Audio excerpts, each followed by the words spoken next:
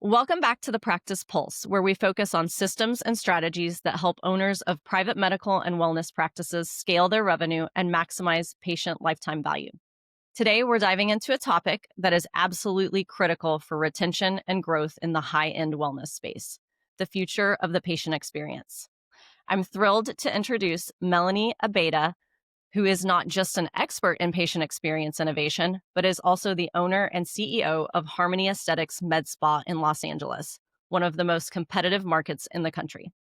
Melanie, thank you so much for joining us. I'm so happy to be here. Excited to talk to you. Awesome.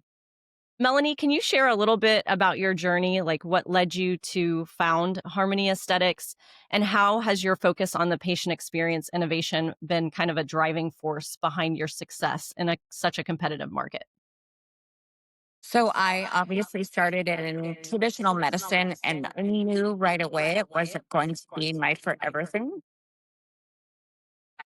Working in the hospital, it was very frustrating to me to have somebody in there and be sick and watch them just load on more medications and feed them food that I was like, nobody should be eating it, let alone somebody who's like trying to recover.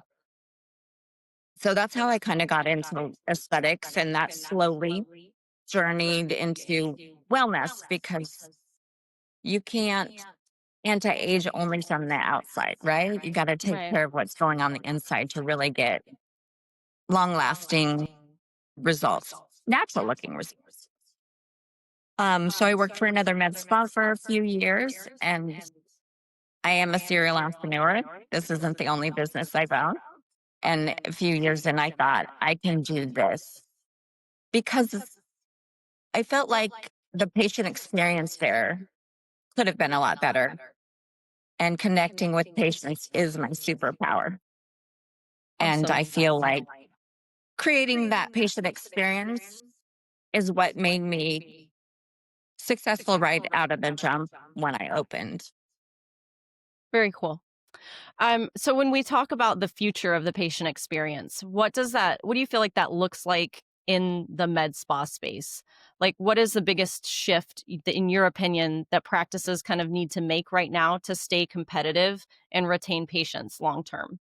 I think that looks like using the tools that we are coming into our field, like the AI, and using AI to take on a lot of those tasks that take up so much of our time that really allow us to have more patient focused time, right? Where we're Right. really connecting with them, making sure that their journey from start to finish is personalized. Yeah, I think that's really smart. To keeping things personalized really makes people have a deeper connection with you, and I'm sure that helps a lot with the retention of clients. Yeah, not just retention, but I would say like outcomes too, right? If they feel like you have a personal connection and you're really giving them the tools and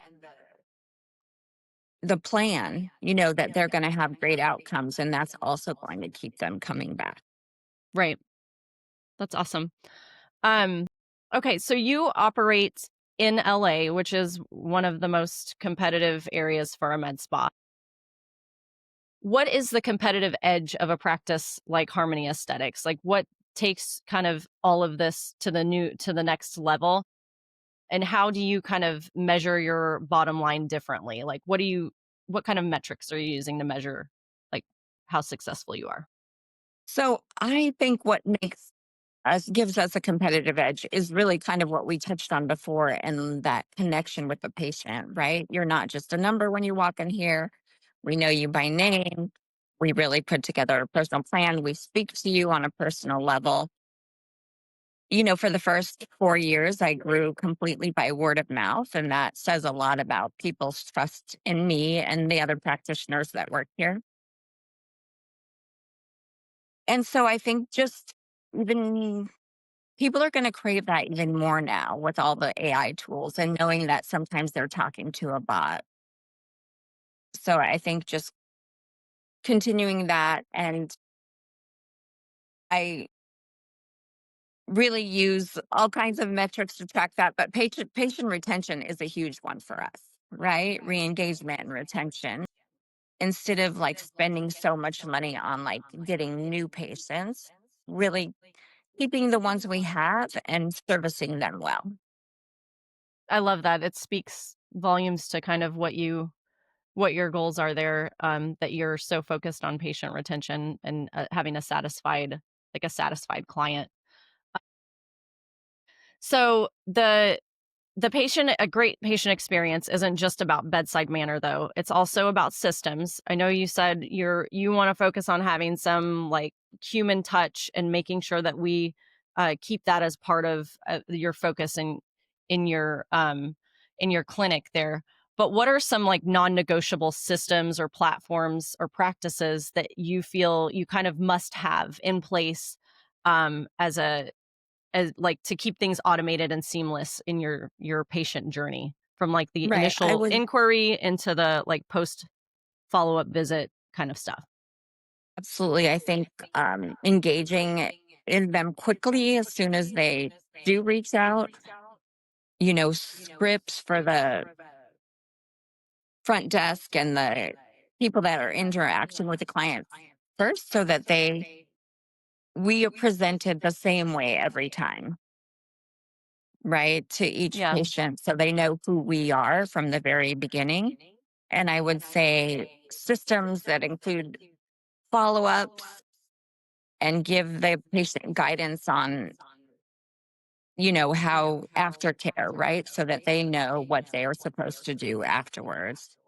And all of that's in a system ahead of time really saves the practice a lot of time, but also makes the patient feel like they're well taken care of.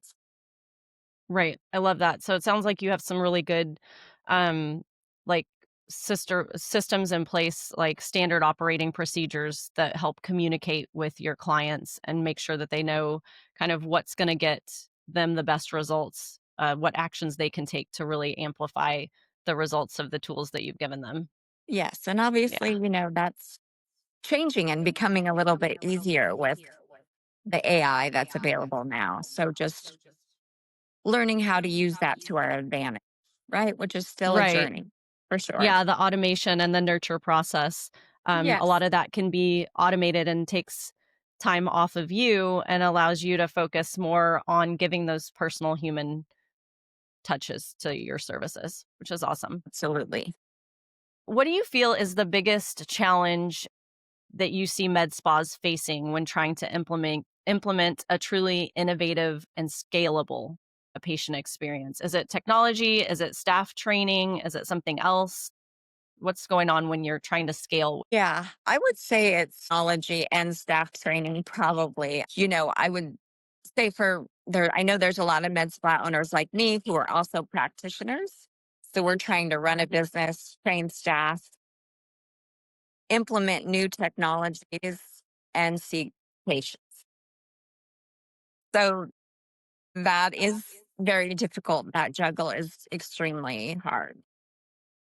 You have to wear a lot of hats, Yes. when you're an owner operator, for sure. And change them quickly, right? Make sure no one sees the Mhm. changing. If a practice wants to improve its patient experience, they need to be able to measure it. We touched on this a little bit earlier, but what kind of key metrics do you recommend that practices track? Like, and how would you recommend effectively gathering that data? I know you talked some about like customer satisfaction. Like, do you do a survey? Keep track of that data? What do you kind of recommend for other service providers such as yourself? Yes. So I would say that that's something. I mean, obviously, we've always had like Google reviews and Yelp reviews since we've been. And I think that is a good metrics, right? Especially if people are taking the time to put good ones out there, because we all know it's a lot more common once people have a bad experience to go on and say. But now, like really implementing surveys, which we've started doing more recently, gives us a little insight on little things that we can improve. Yeah, I like that. Looking forward, what's the most significant trend or opportunity that you see coming in the med spa industry that practices should start preparing for now? I know you talked that you've kind of steered towards some of the newer, like the IV therapies and stuff like that. But is there something kind of specific trend that you think that people should be looking to adopt within their own practices? So I think what we've done and what has kind of been patient guided is leaning more into regenerative aesthetics, right? Like people are using a lot less Botox, a lot less hyaluronic acid filler. And so doing things that are more focused on natural ways to build collagen, the biostimulators like Renuva, which is like the fat, right? That's giving you like a little more natural anti aging look, along with the things that are helping your insides not age, right? So we do Right. like red light therapy, sauna, all of those things that kind of helping both ways. It sounds like you do a really nice kind of holistic approach. I like that. I like that a Yes, lot. absolutely. What tell me, like, as a woman, what is your, like, or maybe there are a few, like, what are your, "I would not ever stop doing this. This is, to me, a key to longevity and the aesthetics I wanna portray, and, like, this is something that I have to have of the services that you offer." What would that be for you? I really do the red light bed, sauna. I mean, those are and something that builds collagen, right? And biostimulators. So, like laser treatments or microneedling. We are not making the collagen at the same rate at this age anymore. So, we really need something to like bump that up that's causing our body to do a natural process. So, I would say the things in the spa would be those things that I will never give up. Awesome. That's really good to hear. So I take a collagen supplement like that you drink, but these these are things that you can kind of do that will additionally help you produce more collagen? Yes, absolutely. And I Okay. always encourage everybody to take the collagen supplement because if you don't have the right ingredients on board, you're not going to get as good of outcome with the treatments as you would if you're also like, not Oh, very taking it cool. in orally. So they kind of go hand in hand. Absolutely. Okay, awesome. I love that. Well, this has been a wealth of knowledge on the patient experience. Is there anything that you wanted to add? Anything you wanted to talk about in terms of some additional things that you all offer or that you wanted to kind of highlight? I think we covered a lot of things. I mean, I'm really excited about what's to come and I'm really excited about that wellness is becoming a part of the aesthetics journey. And I think that patients are as well. And then one more thing. You said that you also do some coaching as well. I do. So could you just talk a little bit about what you do in your coaching practice? Yes. So my coaching program's called High Achieving Health, and it is a 6 month coaching program for women who have kind of been through the medical system and are feeling fatigue, brain fog, kind of burnout and aren't able to get answers. So I walk them through like lab testing, but this is specialized lab testing. It's not what your doctor is going to do. So we figure out the core issue of what's going on. And then I help them with nutrition, movement, recovery, and detox. A lot of times we're detoxing the microplastic, you know, what's in our air, what's in our water, what's in our food, and really set them up for long term health. Awesome. I love that. So for our listeners, where can they find out more about Harmony Aesthetics Med Spa? And then where can they connect with you if they're interested in your coaching program as well? So harmonyaestheticscenter.com. And then it's highachievinghealth.com is the website for the coaching program, or Melanie at Hygiene Health. Okay, awesome. And I will put those in the notes as well when we publish this. Something. Well, Melanie, thank you again for being on the Practice Pulse. To our listeners, we hope the episode gave you actionable steps to improve your patient experience. And we'll have the links in the show notes, as said. And we'll see you all next time. Thank you.